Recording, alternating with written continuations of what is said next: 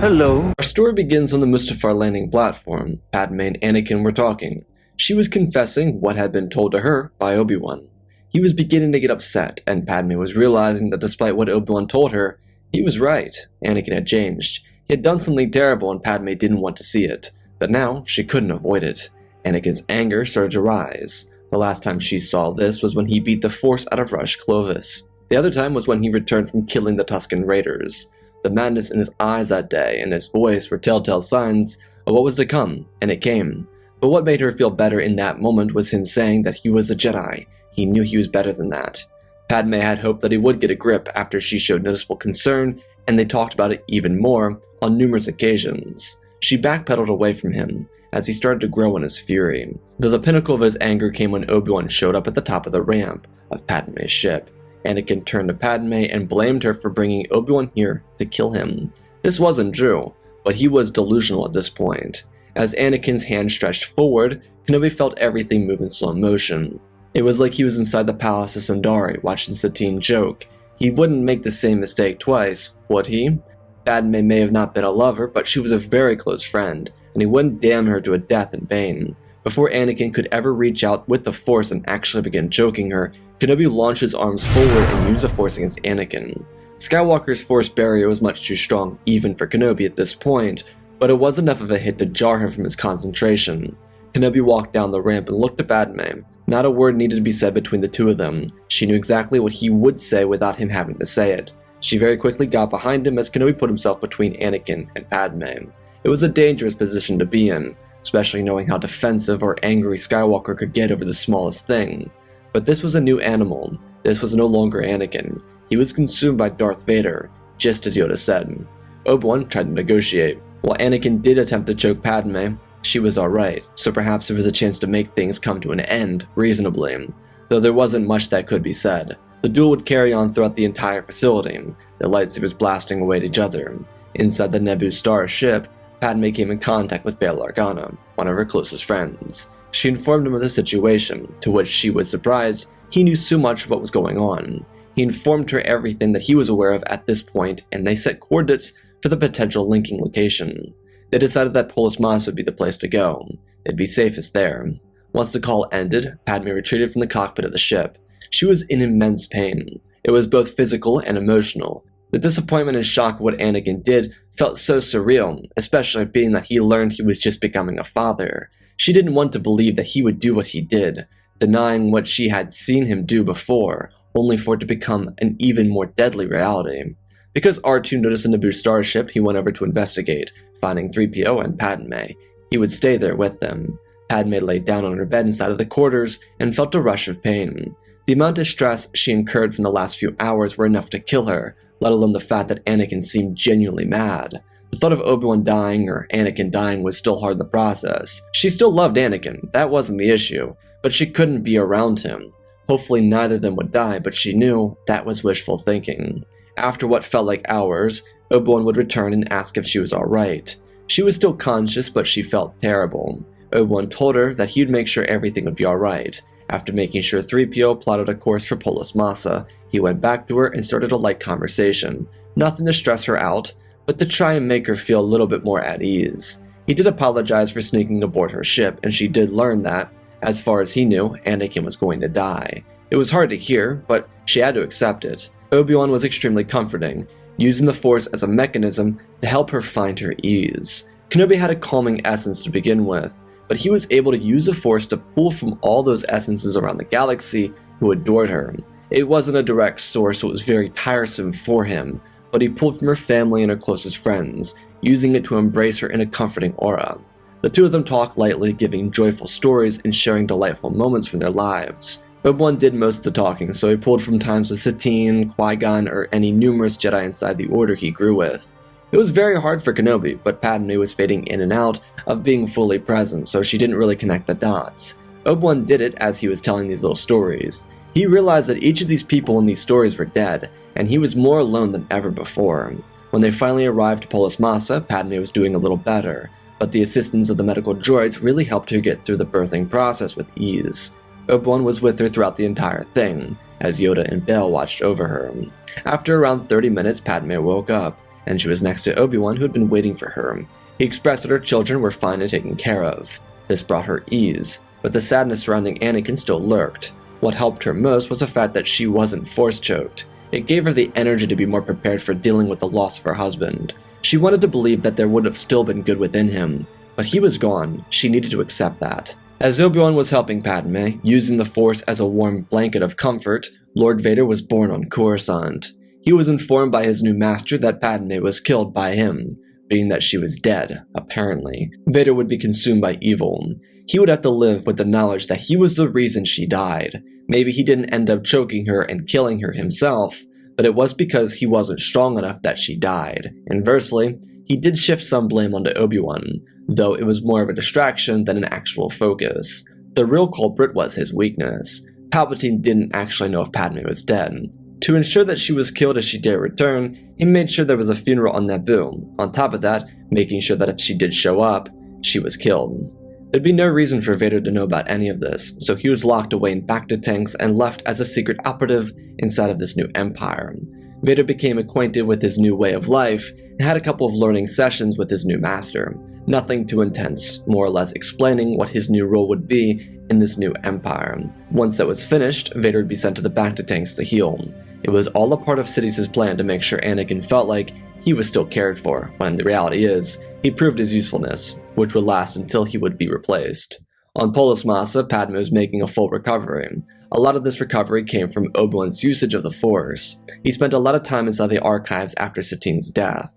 He never thought that he'd have to use these powers on someone he loved dearly, but he wanted to know just in case. These powers weren't a Force heal, so if a trooper was blown in half, he wouldn't be able to restruct them. What Obi-Wan did was simply provide comfort. That was what he learned, the comforting aura of the Force. Padme was in a lot of pain, physically and emotionally, so what Obi-Wan did was give her the comfort she needed to emotionally be stable enough to survive the physical pain. It is what she needed after all. The knowledge and feeling of being loved and cared for took such an overwhelming positive effect on her that she was able to recover from her struggles with relative ease. It didn't mean everything was easy, it just made it slightly easier. Kenobi simultaneously was very tired and emotionally worn out. He was also very physically tired too, especially from the duel, but the weight of the loss of his order hurt more than anything else. In the span of 24 hours, he lost all of his brothers and sisters. His clones turned on him, and he was responsible for the death of Anakin Skywalker, a man consumed by darkness because Obi-Wan couldn't be there for him. As Padme, Bail, Yoda, Obi-Wan, and the twins left Polis Massa, it became evident that Yoda wished to go into hiding. This ignited a fire within Padme. As a new mother, she wouldn't stand for letting the Empire rule over the galaxy. She wouldn't be content letting her children grow up under the authoritarian power that was called the Empire. She wanted to do something immediately. The fighting presence that had been so prominent within her for the majority of her life had returned tenfold. She was ready to take on the Empire alone, but something became apparent to her. Obi-Wan wasn't himself. Yoda wasn't acting great either, but the bearing of pain seemed almost evident on Kenobi's face. He was worn. Padme spoke aloud to the three of them, suggesting that instead of sitting back, they needed to do something. Of course, as they were traveling, Bail was informed by Mon Mothma that Padme had died and they were holding a closed casket funeral on Naboo. Obi-Wan didn't even acknowledge this, and Yoda was adamant that he was going to be left on Dagobah. He had training for Obi-Wan to complete, but he was going to go into exile until the time was right. Padme wouldn't be able to change Yoda's mind, so once he was dropped off, she and Obi-Wan had a very extensive talk. They'd been friends for 13 years. They knew each other well, but she couldn't deny that he was hurting. They both were, and because he had done so much for her, she needed to do as such for him. The two of them split off from Bail as a Tantive 4 abandoned Dagobah. Bail and Padme spoke while Obi-Wan oversaw the departure of Yoda. Despite Obi-Wan being so very out of character, he was willing to stay along the course, and he couldn't convince Yoda to change his mind. It was very demoralizing, and it only pushed Obi-Wan further away from himself. He felt more lost than ever before. He was instructed to go into exile, he was given his training for becoming a Force ghost and whatnot, but that didn't mean anything to him. He felt the desire to do something in the now, but he couldn't defeat Palpatine alone, not without Yoda. So in hyperspace from Dagobah to Naboo, Obi-Wan and Padme talked with each other extensively. She didn't know to what degree Obi-Wan helped her, but she felt as if he was responsible for doing something. She believed he saved her life, but she couldn't confirm that. She felt that she owed him at least something for that, and so she told him that she understood his frustration and his feelings. She understood that he was suffering and he felt alone, that they were in this together. They'd been friends through some of the most trying times in galactic history. She believed that as friends, they needed to support each other through this. Obi-Wan agreed, but he didn't have the strength to continue the fight. His heart was so broken. His only student turned into the most evil man in the galaxy. Padme told him that it wasn't his fault, and while she didn't know everything, she knew that Anakin, the real Anakin Skywalker, would never blame him for what happened. She repeated what Obi-Wan said to her on Coruscant, reminding him that they all had been deceived by a lie. He couldn't possibly know everything. Their conversation ended with a larger hug, one that both Padme and Obi-Wan were desperately in need of. This entire conversation certainly helped Obi-Wan's recovery, and he felt a little more optimistic. But that wasn't the end of it. He needed to do some work. So, just as a precaution, they shaved his beard. Bail gave Obi-Wan some Alderaanian robes, which were a bit oversized because of Bail's height, and then they went to Naboo. Obi-Wan wasn't thrilled about losing the beard, but the whole purpose of this operation was to see if they could find anyone else close to Padme. Of course, Bail could do it no problem, but if any other Jedi survived, they needed anyone they could get. Obi-Wan was relatively unrecognizable, even accidentally running into a squad of clones who didn't recognize him. They forcibly removed his hood, but the clean-shaven Obi-Wan was impossible to detect, which meant that when Obi-Wan found Ahsoka, she was confused. But when she realized who it was, she wrapped him up in a massive embrace. She and he had never been that close, but everyone's emotions were super on edge. She thought she lost Obi-Wan, Anakin, and Padme, though it wasn't exactly comforting when she learned the full truth. But because of Obi-Wan, Ahsoka and Rex were in. They joined up with Padme, Bail, and Obi-Wan inside the Tantive 4. The one outlier would be Rex, who despite being interested in helping the birth of this rebellion or the resistance, whatever they wanted to call it, against the Empire, he wanted to help his brothers. They were in need of help, many of them never holding such grievances against their Jedi generals to kill them the way they did.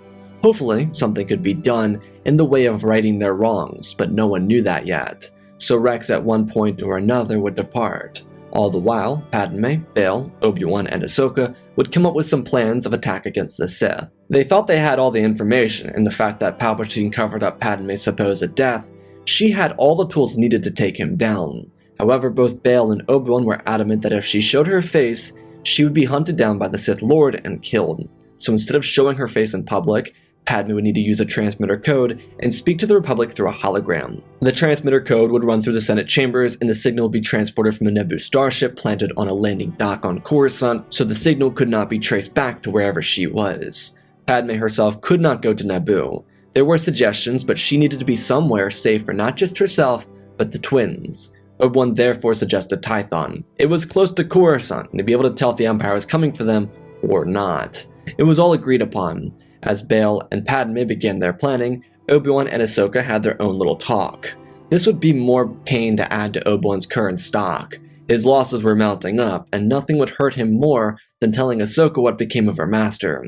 Her reaction would shatter what little remained of his heart. Ahsoka was both in a state of disbelief and fury, realizing that all of their men, all of those troopers inside that Venator, from Jesse to the newest man in the division, died for no reason. They died because of Anakin. That was a burden of pain that she couldn't remove. She knew her teacher had elements of darkness. She had seen it throughout her own training. However, she never would have anticipated that he could become so evil. It seemed unlikely, but apparently, it was inevitable. Though, on the other hand, Ahsoka, just as Obi-Wan did, found adoration in both Luke and Leia. Padme was keeping the names she and Anakin came up with.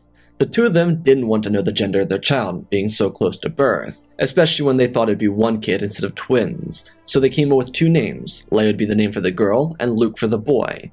When she had twins, she just decided to name them after the names they decided on, almost in a way, a memory of the man who her husband was before he died.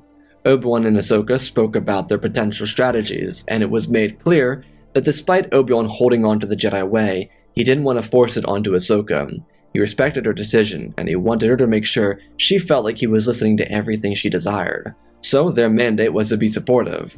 They wouldn't be engaging with Sidious. Their main hope was that Padme and Bail could get him removed from office. In the meantime, the two of them would need to strategize, so that they could be as helpful as possible. When they arrived on Tython, a small camp was set up for the two former Jedi, Padme and the twins. It wasn't much, but it was protective, though there wasn't much of a concern for anything carnivorous on Tython. The planet was lush and beautiful, with very little elements that could be dangerous to infants. Tython was wound with the Force, and it would be a protective barrier from the darkness. With the plans in motion, Bail returned to the Senate, and when a session was called within the week, Padme was ready. Palpatine wasn't even present at the session. The new Vizier of the Empire was overseeing the Senate sessions now. Bail made a motion and it was brought forward. What followed would be a surprise to everyone. A hologram was shown to the Senate and the people were all outraged, but for the wrong reasons. It seemed as if Padme and all of her allies were separatist loyalists. The Senate wouldn't stand for that, and truthfully Mas Amedda began twisting the words against Bail. He blamed the entire message on a fabricated attempt to turn the Empire against itself. Mas said that in the process of trying to gain power, Bail used Padme's last messages to turn the people against the Emperor. Mas was obviously wrong, but the usage of outrage turned people in the Senate against Padme and her allies. Though, like Mas, most of the people present inside the session didn't believe it was the real Padme Amidala, believing she created the message before her death, so there was no concern for their little revolt. Bail was forced from the Senate chambers and was chased out by his counterparts. It was a terrible situation and it made everything feel wrong. Palpatine was informed by Mas Amedda of what happened, and he immediately sent out death squads to kill Padme. She was the only individual that could legitimately affect Darth Vader. Sidious couldn't allow that to happen. The irony is, both Vader and Padme assumed the other was dead. With death squads of the elite clones hunting down allies of Senator Amidala, the Senate very quickly learned that there would be no fighting the Emperor. There'd be no standing up to him either, because there was no other power in the universe aside from him. Those who had aligned themselves with Padme in the past very quickly surrendered over their power and joined with the Empire. Those who were caught and didn't were simply replaced, because everyone in an empire is replaceable. Bail and Mon were able to escape the planet and eventually make their way for Tython. Ahsoka would be returning to the planet at the same time. She and Rex decided to go and return to the wreckage. She retrieved her Jedi weapons there, being that she was now actually involved in the process of fighting the Empire. When Bail and Mon got to Tython, they informed Padme, Obi Wan, and Ahsoka of the entire situation. Everything was progressively getting worse, and there was very little that the Jedi could do to stop it. The Flame of Hope had seemingly run its course. Padme was right. Liberty dies under a thunderous applause. Sidious had won. There was no combating the evil Sith Lord. There were very few of them. Aside from those that currently resided on Tython, there wasn't anyone standing up to the might of the Empire.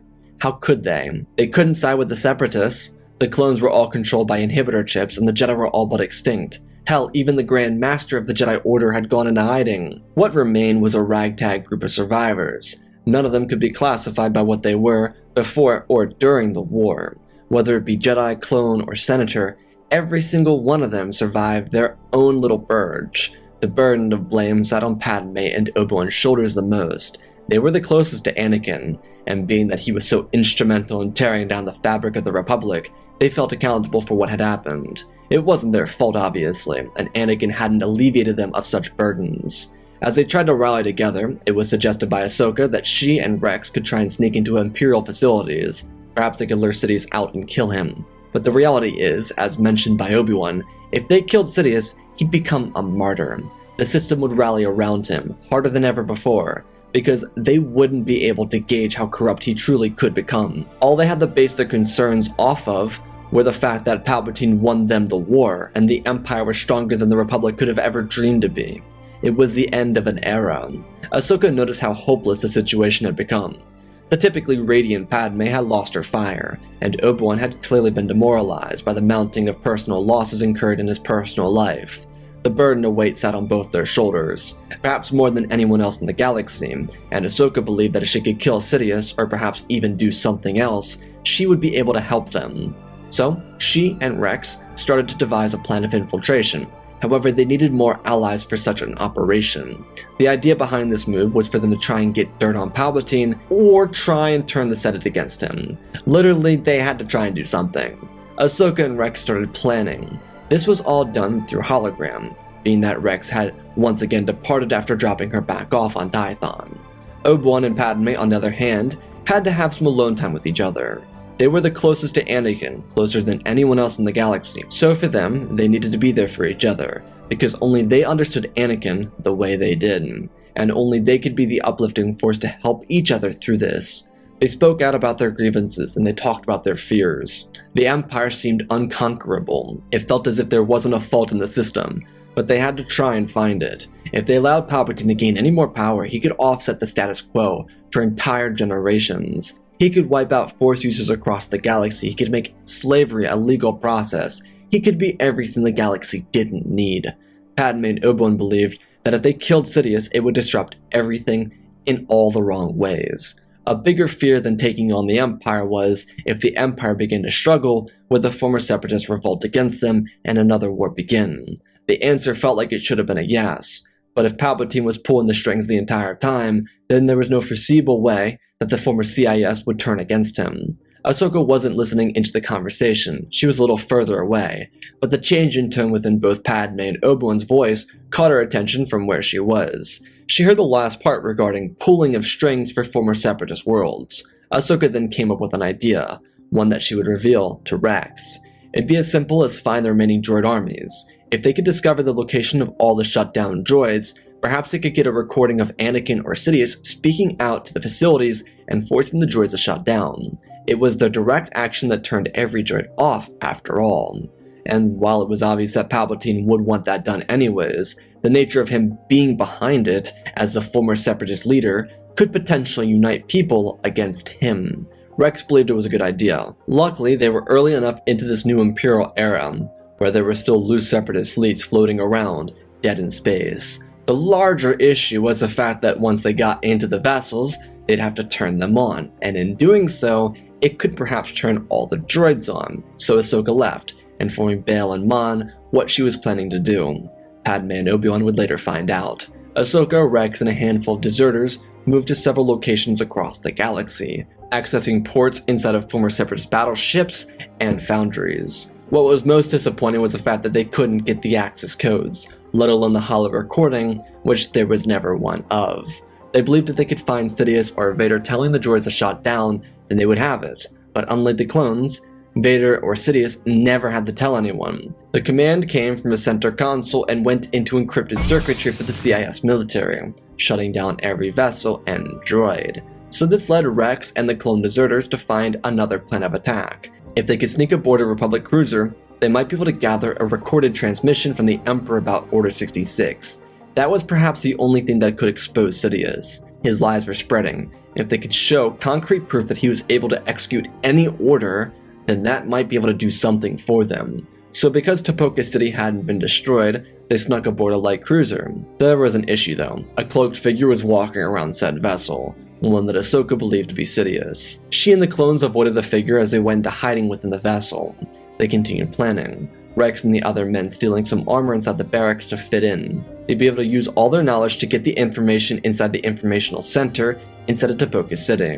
When they landed, the clones quickly abandoned the ship. What wasn't known is that the vessel was being used to transport goods away from Kamino.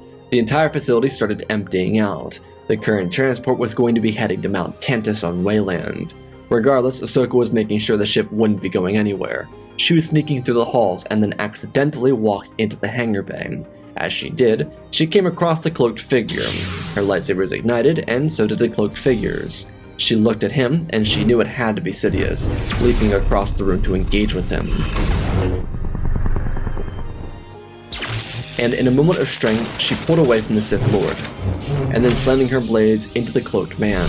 She pulled back, watching the eyes go dim, and she smiled. She did it. She killed the Sith Lord.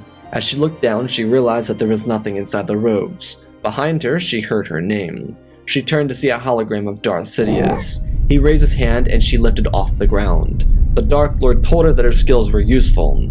She would lead them back to the Jedi and the Senators. Their little incursion was over. One of the clones shot a stun round into her body and she went limp, and Sidious dropped her. The clones were able to collect the information they needed before getting back into the ship. They realized Ahsoka was missing, so they quickly ran an extraction that worked almost too perfectly and got her out.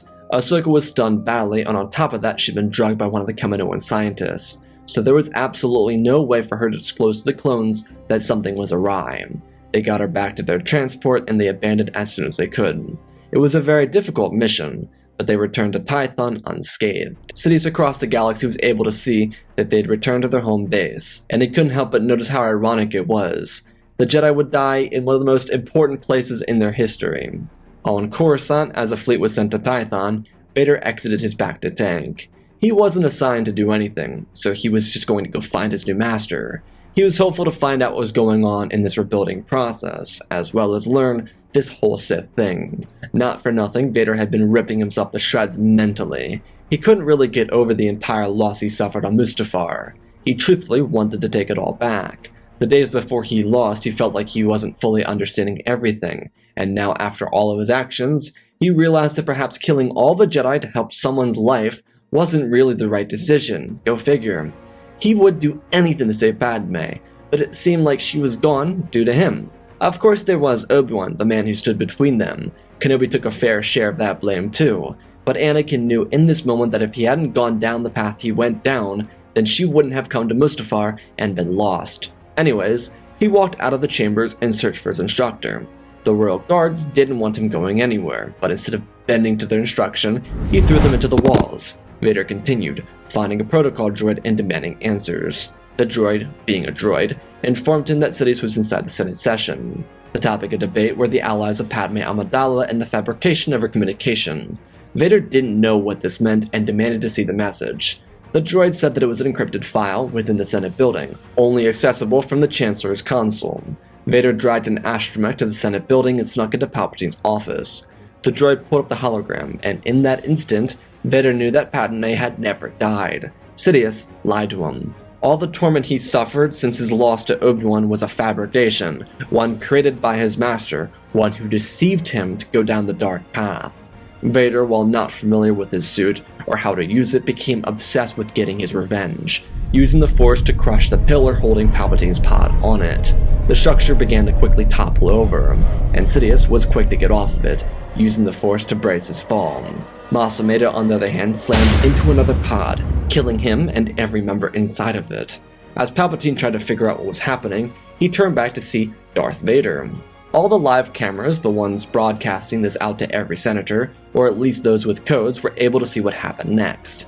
Vader leapt up, falling to the ground upon impact. Sidious turned over to see a student, confusion running through him. One moment he was speaking out against the rebels led by a fake Padme Amidala, and the next, he was bracing for impact. Vader struggled, asking his master if he was alright. Sidious looked over, and Vader lunged with all of his strength, his right knee slipping out from under him, but with the extra height, he reached out and grabbed Sidious's neck with all of his force. Sidious at the same time launched a burst of electricity forward, realizing that Vader was here to kill him. They're now both caught. Sidious was blasting his lightning, not having any lightsabers on him at the moment. Vader squeezed as hard as he could, both Sidious and Vader becoming consumed in a storm of force. Vader could feel the robotics inside of his suit tear him apart, and then he felt the pressure release. His body fell limp, and he, with the last sight in his eyes, saw Sidious drop to his knees and slouch over, dead. Vader didn't know if Padme was truly alive, but if she was, he knew that the greatest threat to her was the man who spent the previous 3 years trying to get her killed. It made Vader ashamed that he didn't notice it before, but now there was a chance for something to be fixed. Hopefully. As the rest of the senators watched Vader kill Sidious, they realized that Sidious was some sort of Jedi. He was another Dooku in their own mind. Being that the Sith had been wiped from existence millennia beforehand, no one knew that he was a Sith. No one knew what that was anyways. Bail, Padme, and Mon watched the events transpire because Palpatine wanted them distracted, and then the Force on Tython felt different. Using long-range binoculars, Rex was able to locate the Imperial fleet that arrived. As quickly as they could, they packed up the twins, taking both Tantive 4 and Padme's starship, and abandoned the planet. The clone dropships arrived just a little too late. Being that Tython was deep in the core, they were able to escape the planet and go somewhere else. Just as was feared by Obi Wan and Padme, the Senate would erupt without leadership, though what they didn't predict was a lack of former CIS interference. This wasn't a choice, they just weren't able to, due to the martial law enacted on all their systems. Also the fact that the formerly Republic senators could only see the Senate session where Palpatine died at. Palpatine left it open for Padme's allies, believing he could use a desire for good against them, which he would have had Vader not sacrifice himself to kill him. The tragedy of the entire situation is that originally, Padme and Obi Wan were going to sneak into the Senate session to disrupt it, but decided against it. The reason was mostly because they didn't believe they'd be able to get in. Ahsoka regained her cognitive functions and told them about the apparition she saw inside the Republic cruiser, so the Jedi believed that Palpatine was watching them, but Ahsoka wasn't able to inform them until they left Tython. But in a way, Palpatine was watching them. That's why the apparition was inside that vessel. He knew Ahsoka, Rex, and their men had been scavenging old CIS fleets. He just waited until they found a Republic vessel. The only thing Sidious didn't anticipate was his student finding out about Padme. That was a nail in the coffin, so now they all escaped Tython. The senators and the Jedi would make a stance inside the Senate. Instead of doing it in the middle of a session, they would do it as a surprise for the Senate. After several hours of cleanup and the Senate grinding to a halt, the senators all left, agreeing to meet again in the morning. Padme and her allies would take the time to show off everything they had. They had extensively valid information, especially because of the clones. They also had the trajectory logs from the vessel they were on, so Padme could reveal that there was something going on at Wayland. There was so much unknown at the moment, but the senators put together a message, one informing the Senate of everything. Sidious was a Sith, ancient rival of the Jedi, and so forth, explaining how he showed off such powers against Vader and survived the fall. There was information about the inhibitor chips provided by Rex and a couple of the clones. There was information revolving around Sidious's usage of Dooku and Skywalker to get what he wanted. Obi-Wan providing as many details as he could for that. It was close to a 4-hour presentation and it took all night to do. However, all their cramming would pay off. While the Senate wouldn't be overjoyed to hear about these turn of events, it was much better that everything was being kept quiet from the public. They wanted everything to have a smooth transition, so the Senate agreed to revoke the order set in place by Palpatine, which allowed the senators to return and stand their ground, those that were Padme's allies at least. All the while, Obi-Wan and Ahsoka would help Padme with the twins. They felt a sense of urgency to be there for them, because while Obi-Wan's last encounter with Vader wasn't Anakin, the man he cared deeply about would have been extremely grateful for his generosity, even in the face of such carnage. Yoda's exile would still be a burden on Obi-Wan, but with the Sith gone, aside from Maul, he brought the Jedi home. There was so much trauma attached to their temple, and so they would move their order to Tython. It was a peaceful world. Jocasta would oversee much of the rebuilding process, being that Obi-Wan vowed to take care of the children, similarly to how he promised to train Anakin when Qui-Gon died. Ahsoka would consider joining the Order, but a decision wouldn't come for another couple years. She stayed with Padme, Obi-Wan, Luke, and Leia. The Empire was politically a mess, but with brilliant political minds such as Padme, Bail, Mon, and Rio working dedicatedly to fix it, they were able to reduce the damage Sidious had done. It was a moment, and even more than that, an era of enlightenment. The Senate realized what they gave away due to the comfort of Palpatine. They wanted desperately to save their system, and so hard times created more passionate leaders. They were no longer simple politicians trying to earn a quick buck. They were helping their people the way they should have. The Jedi would be compensated, which would in no way undo the damage done. But the Empire realized that the Jedi were never the issue. Neither were the clones, being that the orders were out of their control. The Empire had a lot of work to do. Same with rebuilding the Jedi Order. But with figureheads of old dying out or changing their ways, both structures had a legitimate chance for change. Because of this new direction for the Empire, the Jedi and the Empire would eventually hunt down and destroy Crimson Dawn and kill Maul.